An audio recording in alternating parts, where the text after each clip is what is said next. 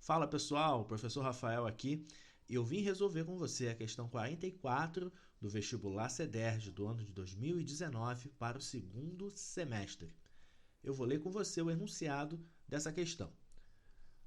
A respeito de um triângulo retângulo cuja medida da hipotenusa é A, cujos catetos medem na mesma unidade de comprimento B e C, considere as três afirmações. Afirmação 1. Sendo T1, T2 e T3 triângulos equiláteros de perímetro 3A, 3B e 3C, respectivamente, a área de T1 é igual à soma das áreas de T2 e T3. Afirmação 2.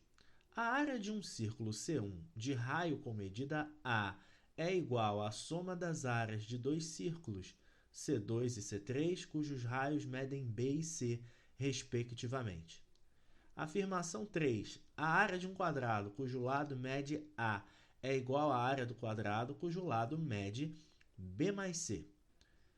É verdadeiro o que é afirmado apenas em letra A, 1, letra B, 1 e 2, letra C, 2 e 3, letra D, 3. Então, para darmos conta de avaliar a validade dessas três afirmativas, vamos então ver a definição original do Teorema de Pitágoras, que eu vou ler para vocês aqui.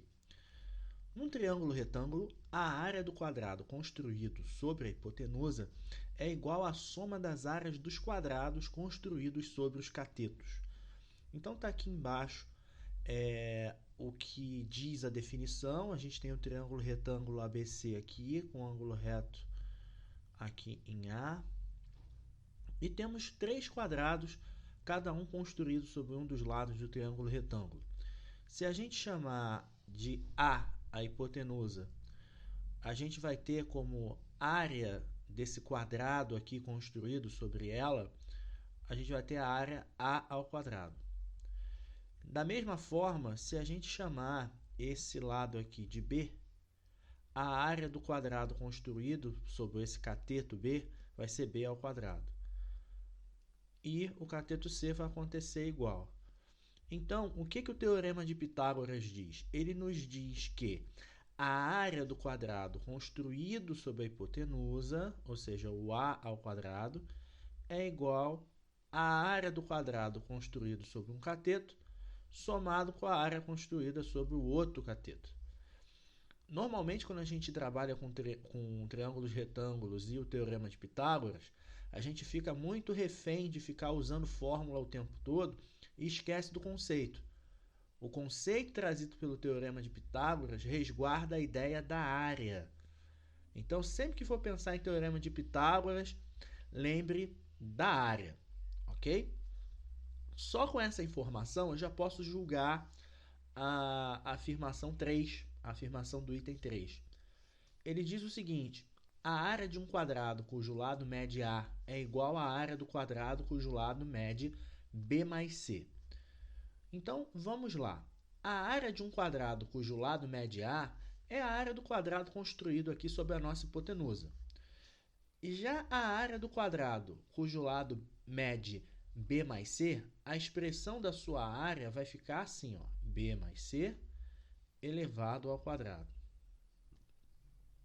Se eu for desenvolver essa expressão da área, vai ficar assim, quadrado do primeiro, que é B ao quadrado, mais 2 vezes o primeiro vezes o segundo, mais o quadrado do segundo.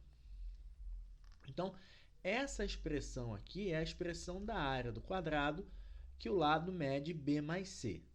E isso, será que a gente pode dizer que é igual à área do quadrado cujo lado mede A?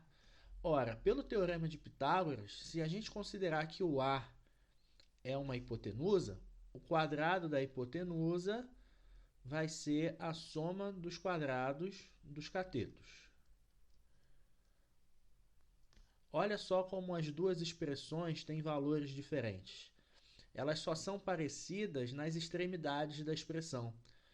A expressão de cima, do quadrado de lado B mais C, ela tem esse termo central aqui, 2B vezes C. e isso torna essas duas expressões diferentes. Então, eu não posso dizer que é igual. Esse termo aqui, ó, que eu estou sublinhando para você, de ser igual, ele está equivocado. Então, a questão, esse item 3 da questão aí, essa afirmativa 3, ela está errada, tá? É falsa essa afirmativa 3. Agora eu vou pegar carona nessa ideia do Teorema de Pitágoras original, né, que essa é a formulação original do Teorema de Pitágoras, e eu vou estender essa ideia, vou generalizar essa ideia. Ou seja, o teorema vai ficar mais forte, vai ficar mais amplo. Vamos ver então como é que fica? Vamos ver o Teorema de Pitágoras generalizado. Bom, então está aí para você ver a formulação do Teorema de Pitágoras generalizado, que eu vou ler para você. Num triângulo retângulo, a área da figura regular construída sobre a hipotenusa é igual à soma das áreas das figuras semelhantes construídas sobre os catetos. O que eu estou querendo dizer com essa definição? Se você tem lá o teu triângulo retângulo, você desenha um triângulo equilátero, que é uma figura regular, sobre a hipotenusa. Então, você tem aqui a medida A. Eu vou chamar aqui esse triângulo, a área dele, eu vou chamar de T1. T1 é a área desse triângulo equilátero construído sobre a hipotenusa. Sobre o cateto B, eu vou chamar essa área de T2. E o triângulo equilátero construído sobre o cateto C, eu vou chamar essa área de T3, tá? Então, aqui eu vou realçar aqui, cateto B, cateto C, com a sua respectiva área. O Teorema de Pitágoras generalizado, ele me garante o seguinte: já que essas três figuras, que esses três triângulos são equiláteros e, portanto, regulares, a área do triângulo construído sobre a hipotenusa obrigatoriamente é igual à soma das áreas dos triângulos construídos sobre os catetos. Esse teorema me garante que esse fato acontece. E conhecer esse fato me dá condições de julgar o item 1. Porque olha só o que diz o item 1. Sendo T1, T2 e T3 triângulos equiláteros de perímetro 3A, 3B e 3C, respectivamente, a área de T1 é igual à soma das áreas de T2 e T3. Já é exatamente a ideia do Teorema de Pitágoras generalizado. Olha só, o nosso triângulo T1 aqui, o lado dele é A, que é a hipotenusa. Se ele é equilátero, então os outros dois lados também tem que valer A. Então, o perímetro vai ser 3A. A afirmação 1 está falando exatamente desse triângulo aqui que eu representei para vocês. E vai acontecer o mesmo com o triângulo T2 e o triângulo T3. Um dos lados vale B, automaticamente eu sei que os outros dois também valem, porque o triângulo equilátero tem os três lados iguais, é uma figura regular. E o triângulo T3 vai acontecer a mesma coisa, o perímetro dele vai ser 3C. Então, esses três triângulos são exatamente os três triângulos da afirmação 1. E na afirmação 1 diz que a área T1 é igual à soma das áreas de T2 e T3. É exatamente isso que acontece quando a gente conhece o Teorema de Pitágoras generalizado.